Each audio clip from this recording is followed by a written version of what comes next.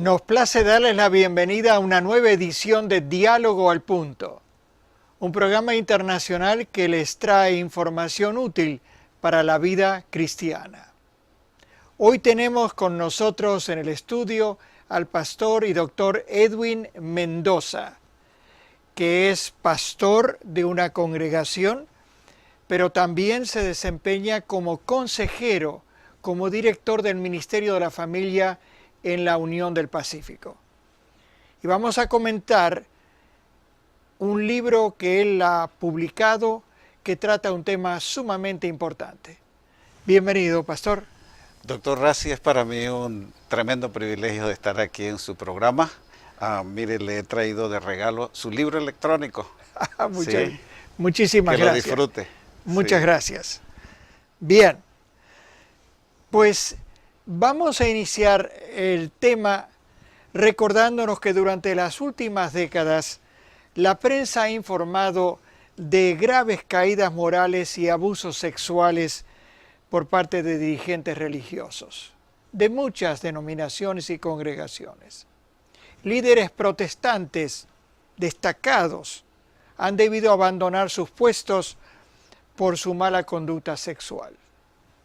La Iglesia Católica, por su parte, ha pagado centenares de millones de dólares a damnificados por escándalos morales en diversos países. Como resultado, el buen nombre de Dios ha sido afectado. Muchas víctimas también han sufrido estos efectos y la causa del Evangelio ha sufrido. Así que hoy, con el pastor y doctor Mendoza, vamos a abordar este tema delicado con la esperanza de que las ideas que nos va a compartir ayuden en la medida de lo posible a prevenir estos dolorosos escándalos y proteger a los miembros de nuestras congregaciones. Y comenzamos con una pregunta sencilla. ¿Qué lo motivó a usted, pastor, a enfocar este tema y a publicar este libro que vemos en la pantalla? La trayectoria ministerial y religiosa que he mantenido durante toda mi vida, porque vengo de familia de padres misioneros, he visto la experiencia triste, dolorosa, vergonzosa de algunos líderes religiosos, no solamente pastores, sino líderes de la administración de la iglesia, y no solamente adventistas, sino de otras denominaciones, que al fallar moralmente en esta línea en forma específica, el impacto es severo. En la congregación, en la comunidad, eso desprestigia, desacredita entonces la palabra santa de Dios, desacredita la religión, desacredita todo tipo de predicación que se quiera hacer. Así que realmente la motivación fue esa, cómo proteger la congregación, las personas que asisten confiados en que lo que se hace allí es seguro, y cómo proteger también la credibilidad de los ministros y de aquellos que se desempeñan en el área de la religión. Eso es muy importante, y el título del libro me llama la atención: Deontología sexual del líder religioso. Esta es una palabra poco común, deontología. ¿Quiere explicarnos su significado? Sí, la palabra deontología realmente es la composición de dos palabras, dos conceptos. Deonto, que quiere decir la obligación ética del profesional. Todo profesional tiene su línea ética que cumplir. Esa línea ética se le llama deontología. Deonto entonces es la obligación moral que tiene el doctor, el médico, el abogado, el policía. Todos tienen un manual de deontología. Y por supuesto, logía es el estudio detallado de la materia, ¿no? Entonces, de modo que esto, en lugar de ver las consecuencias de un acto, mira las motivaciones y los controles que tiene el profesional. Exactamente. Ahora, sí, ¿en qué ha basado usted sus investigaciones para elaborar este libro? La literatura que existe acerca de este tema es muy abundante. Basta con meterse al internet y va usted a encontrar mucho de eso. Sin embargo, cuando se enfoca ya al profesional, al que ha ido 4 años al seminario, al que tiene ya una licenciatura y se ha abocado a predicar, su responsabilidad entonces va por encima de la persona que simplemente se siente en la banca o que tiene un cargo en la congregación en forma voluntaria. Así que realmente es el hecho de la responsabilidad que tenemos.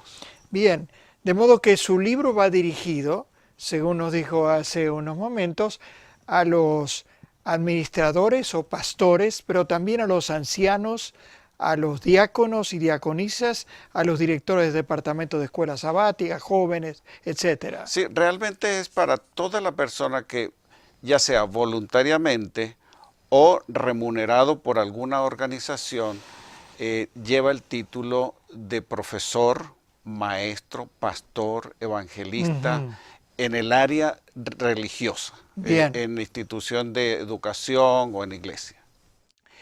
Lo interesante es que la Biblia aborda casos de abusos sexuales en el Antiguo Testamento. El caso de Ofni y Finés, por ejemplo, los hijos de Elí, que cometieron un abuso de las personas que venían a adorar, un abuso ético y aún sexual. Y David, aunque era un rey, también ocupaba un liderazgo espiritual. Y ellos fallaron. En el caso de los hermanos, ellos no se recuperaron. En el caso de David, por la gracia de Dios, cambió de conducta, aunque sus efectos no se pudieron evitar. Ahora, una de las palabras que yo veo en su libro, que usted usa bastante, es el concepto de poder que tiene el líder o dirigente religioso, que puede llevarlo a cometer transgresiones sexuales. Háblenos un poco de este concepto de poder. Número uno, el llamado al ministerio es un llamado que en algún momento de la vida del individuo llega. Ya sea cuando está niño, cuando está joven, siente el llamado, reflexiona en eso, medita en eso y finalmente toma la decisión. Al tomar la decisión, está aceptando de parte de Dios un llamado a realizar un trabajo totalmente diferente a cualquier otro trabajo común. Podríamos llamarlo sagrado, ¿no es cierto? Sagrado, servicio. Entra simbólicamente a la tribu de Leví, ya sea remunerado o voluntario, entra a la tribu de Leví, llamémoslo de esa manera. Así que acepta. Se prepara durante 3, 4, 5, 6 años y entonces tiene el poder que Dios le da, la oración, el estudio, todo aquello. La plataforma incluso. La plataforma. Sí. Ahora, hay una segunda fuente de poder. Hay una organización detrás de ese individuo que entonces le entrega unas credenciales y le dice, aquí está el poder que te estamos dando para que en nombre de esta organización religiosa tú puedes realizar entonces los ritos, las ceremonias, predicar, enseñar, pero sobre todo vas a representar lo que como organización creemos, respaldamos teológicamente y moralmente. Así que se convierte en un depósito de un poder que tiene y entonces debe saber manejarlo. Y si no lo sabe manejar, ahí entonces hay un problema. Bien, este tema es fascinante, impactante, pero a nuestra audiencia le va a interesar saber un poquito más quién es el pastor Edwin Mendoza, háblenos dónde se crió, dónde se formó y también algo acerca de su familia. Muy bien. Mi trayectoria es, yo empecé a escuchar los himnos y las predicaciones prácticamente desde el vientre de mi madre, porque mi padre fue pastor. Y quizás algunos de los teleaudientes lo conocieron en Sudamérica, en Venezuela, en Colombia. Yo nací en Colombia, me crié en Venezuela. Muy pequeño ellos pasaron debido a algunas circunstancias. Mi esposa, Mari Mendoza, ella es venezolana. Ujú. Estudié en Medellín, Colombia, ahora es la universidad. Luego en la Universidad de Loma Linda realicé 2 maestrías, una en consejería y otra en administración de iglesia. Ujú. Y finalmente la Universidad de Andros me otorgó el doctorado en ministerio en el área de relaciones familiares. Bien, y aquí tenemos algunas fotos de su familia. ¿Quiénes aparecen aquí? Ay, ay, ay, esos son el corazón de mi vida. Es mi hijo mayor, su esposa, y mi esposa y este servidor. Mire, el hijo menor, su esposa, Gianni, y mis 2 preciosos nietos. Ujú. Y entonces está mi esposa y yo con los 2 nietos. Y mire, el abuelo. Con la abuelita también. Con la abuelita. Qué bien, qué linda familia, ya 3 generaciones. Amén. Sí, Qué lindo. amén. Ellos vivimos todos entre Los Ángeles y Riverside, California. Los tiene más o menos Sí, cerca. sí, sí. Bien, vamos a hacer un breve paréntesis en este tema y vamos a ahondarlo en la segunda mitad, pero vamos a pedirle a nuestra audiencia que se quede con nosotros porque muy pronto regresamos. Gracias. Si usted desea vigorizar su mente y su vida cristiana, lo invitamos a visitar el portal de la editorial Adventus. Allí encontrará un rico menú de libros de autores adventistas sobre diversos temas. Los puede adquirir desde cualquier parte del mundo con una tarjeta de crédito. Visite hoy nuestro catálogo electrónico adventus21.com. Reanudamos nuestro diálogo con el pastor y doctor Edwin Mendoza acerca de las tentaciones de transgredir normas sexuales que tenemos los dirigentes religiosos cristianos y cómo prevenirlas. Yo sé, pastor, que el enemigo apunta su artillería especialmente a los líderes, porque sabe el daño que se puede lograr si los hace caer a ellos y a algunos de sus miembros en la trampa. Los efectos son tristísimos, ¿no es cierto? Ahora entiendo por lo que estaba leyendo que hay 2 tipos principales de transgresiones sexuales que cometen los dirigentes religiosos. En primer lugar, en su relación con personas de otro sexo que no son sus cónyuges, y también el abuso con niños y adolescentes de sus congregaciones. ¿Cuáles son las principales consecuencias de este tipo de caída? Doctor Rassi, quisiera comentar, antes de comenzar con las tablas y con algún otro comentario, decir lo que Barbara McLachlan dijo una vez refiriéndose a este caso. Dice, el alma es la parte más profunda del ser humano y si ésta es asesinada, ¿cómo se podrá relacionar con Dios? Cuando un líder religioso comete una falta moral, una transgresión física con un menor o con un miembro de su congregación, es muy diferente cuando lo hace un doctor, un abogado, el vecino, la persona abusiva que está en la calle. El impacto es mucho más severo. Claro. Porque las cicatrices que si lo hace otra persona están allí, por supuesto que están allí. Sin embargo, cuando viene de un personaje como un líder religioso, el cual por el poder que se le ha dado, la garantía que tiene, comete esta clase de falta, no solamente está haciendo algo físico, sino que está asesinando el alma, que es la que se comunica con Dios y es donde está la conversión. Es un daño espiritual. Un daño espiritual y a veces irreparable, doctor. ¿Qué irreparable. cosa? Ahora, algunas encuestas indican que la infidelidad matrimonial es uno de los 5 principales riesgos que corre un líder cristiano. ¿Cuáles son los factores de riesgo que usted menciona en su libro y que podemos mostrar aquí en esta tabla? Si usted nota, todos esos porcentajes son bastante altos. Sí. Si usted ve números allí, bastante altos. Y quiero referirme a ellos en forma rápida y detallada. Dice 70% padecen depresión moderada o severa, 70% del líder religioso. Eso es bastante. 50% dicen, si yo pudiera irme y dejar el ministerio, lo haría. 80% de los líderes religiosos y sus familias sienten que el ministerio de alguna forma ha sido algo negativo en sus vidas. Qué triste, ¿no? Sí. 70% no cuentan con una amistad de confianza. Así que están aislados, como lobitos solos por allí deambulando. 40% han tenido un problema en la última semana con algún miembro de iglesia. Un problema severo. Bien, entonces pasemos a las precauciones que podríamos o que debemos tener para evitar caer en esas transgresiones que tienen un efecto tan desastroso. Uno de los puntos que toco en mi libro, y hay un capítulo ahí para eso, es la intimidad.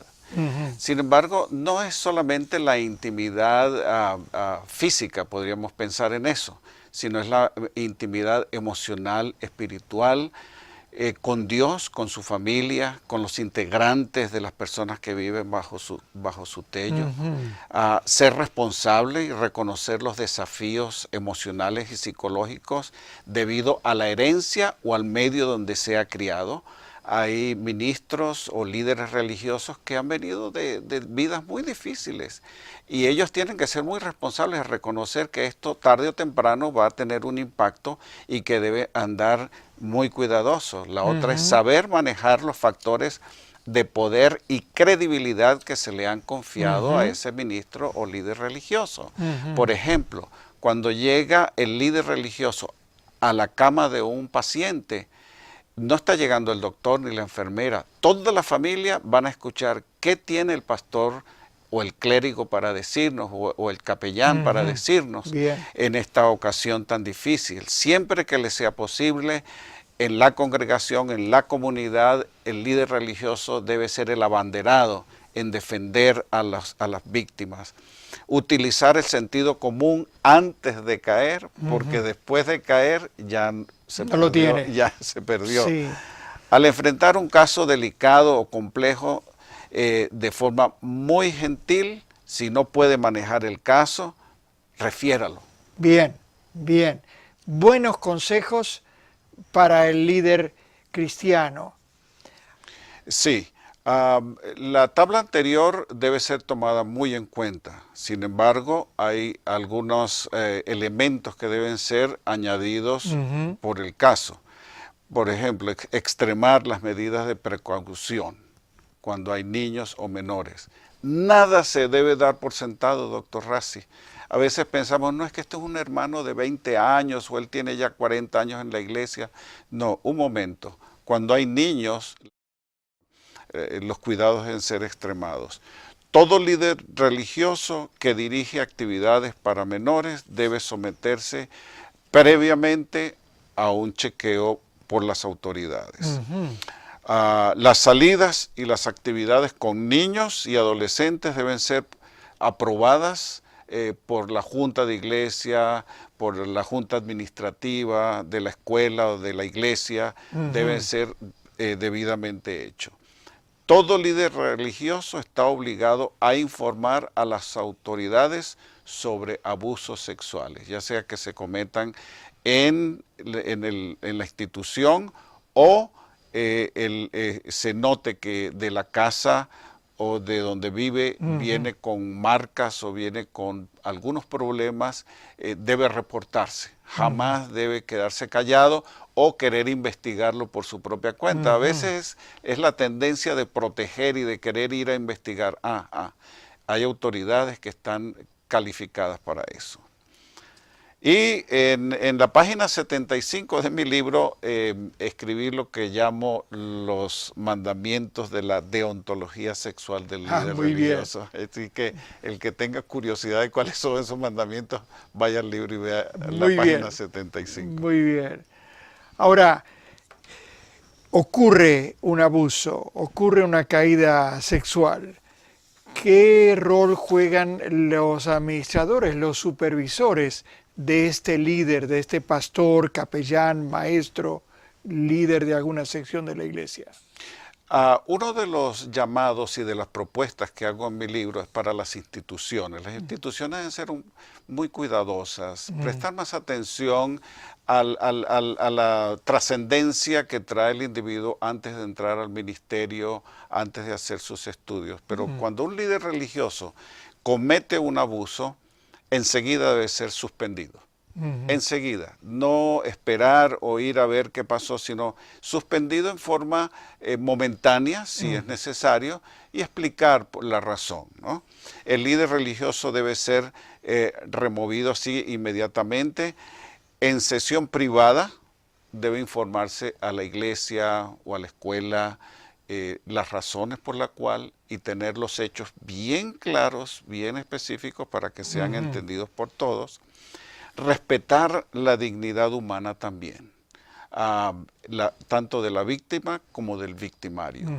A la víctima la vemos con dolor, sin embargo, la tendencia es llamar al victimario monstruo, inmoral. Quizás todas esas características las tiene, sin embargo, cuando se está hablando no debe mantenerse un respeto Bien, por bien. la dignidad de la persona. Entonces habla también de a veces conviene que haya aconsejamiento profesional por parte de los dos. Sí, la institución debe hacerse responsable, ya que esa institución, sea escuela, iglesia, universidad, le ha dado a ese capellán, a ese pastor, a ese director, a ese anciano de iglesia, le ha dado poder para que haga. Ahora, como ha faltado a quien le dio la autoridad, la institución debe hacerse responsable de atender a la víctima y ofrecerle entonces ayuda profesional. Bien. Una pregunta difícil. ¿Puede Dios perdonar este tipo de pecado por parte de un líder? Por supuesto que sí. Ningún pecado es más grande que Dios. Y se cometen, ya sea por falta voluntaria, involuntaria. Bueno, ya sabemos que hay muchas razones para hacerlo. Sin embargo, si el individuo es responsable, es humilde, es honesto, debe acercarse sin preponderancia, sin soberbia, porque a veces la soberbia y no lo hice y busca excusa y culpa al otro, sino el individuo toma responsabilidad, reconoce su debilidad y se somete quizás a una ayuda profesional. Entonces estamos hablando de un caso salvable. Bien, se nos está pasando rápidamente el tiempo. Usted ha resumido para nuestra conversación en 7 consejos que me parece muy importante dejar en la mente antes de que se nos acabe el tiempo. 7 consejos para el líder religioso frente a estas tentaciones. Rápidamente se lo voy a decir, doctor. El primero de ellos es renovar diariamente sus disciplinas espirituales. Hay un libro maravilloso que se llama El Camino a Cristo. En un parrafito dice, encomiéndate a Dios cada mañana. Haz de esto tu primer trabajo. Así que ahí comienza el trabajo del líder religioso, encomendándose en las manos de quien le ha dado el poder. Número 2, fortalezca su relación con su propia familia. Número 1, su cónyuge. Es el personaje principal allí, sus hijos. Mantenga una comunión con su supervisor inmediato, su director de la iglesia, de la escuela.